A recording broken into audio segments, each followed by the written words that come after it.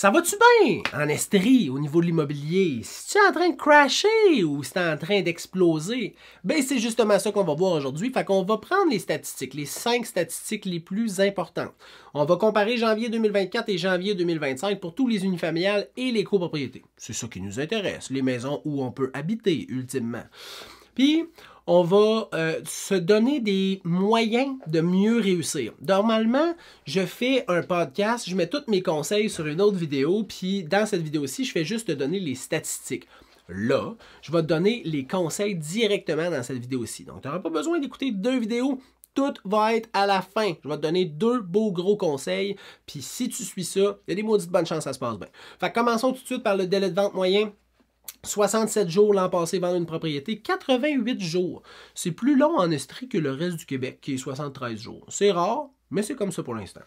Le nombre d'inscriptions en vigueur, on en avait 2053 l'an passé, 2182, donc il y a un petit peu plus d'offres présentement. Est-ce que c'est des propriétés qui se sont accumulées sur le marché parce qu'elles ne se sont pas vendues dans les derniers mois? Ben, l'impression que oui.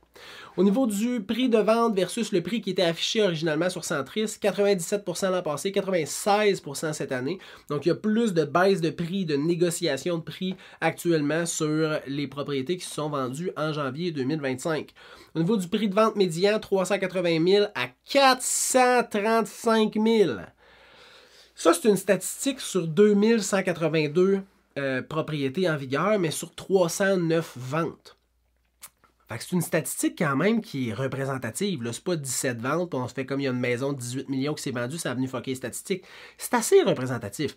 Les maisons ont pris, de la valeur, mais aussi la moyenne des propriétés vendues. Fait que le prix médian a explosé. C'est quelque chose. Là. Au niveau du nombre de ventes effectuées, 277 l'an passé, 309 cette année. Il y a eu plus de transactions. Les propriétés se sont vendues plus chères, malgré qu'il y a plus de maisons sur le marché. Ça a pris plus de temps pour les vendre, mais ils se sont vendus quand même. Le marché présentement en Estrie, là, il est excellent. 2 mots que je veux que tu retiennes. Le premier, c'est logique. Puis la logique que je te conseille d'avoir dans un projet immobilier, c'est une logique mathématique. Si tu es un vendeur, tu as bien beau avoir besoin de quelque chose ou vouloir un prix, si ça ne fonctionne pas avec les comparables, tu ne vendras pas à ce prix-là. C'est plate, mais c'est ça. Si tu es un acheteur, ben, tu as bien beau dire « Ouais, cette maison-là, moi, je ne donnerai pas plus que 250 000 », mais elle est affichée à 325 puis il y a 4 offres d'achat. Ça ne marchera pas, 250 000, tu comprends? C'est une question de mathématiques, l'immobilier. Fait que, base-toi sur une logique, mais une logique mathématique. Deuxième mot, l'étude. Étudie ton marché.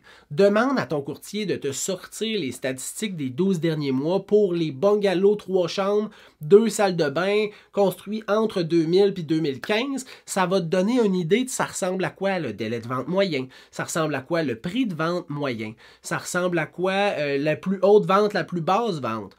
Fait que, regarde, étudie pour mieux comprendre. Même chose si tu es un vendeur. Si tu as des questions, tu peux m'écrire au info, @serviceimmobilier.ca. Je suis là pour t'aider.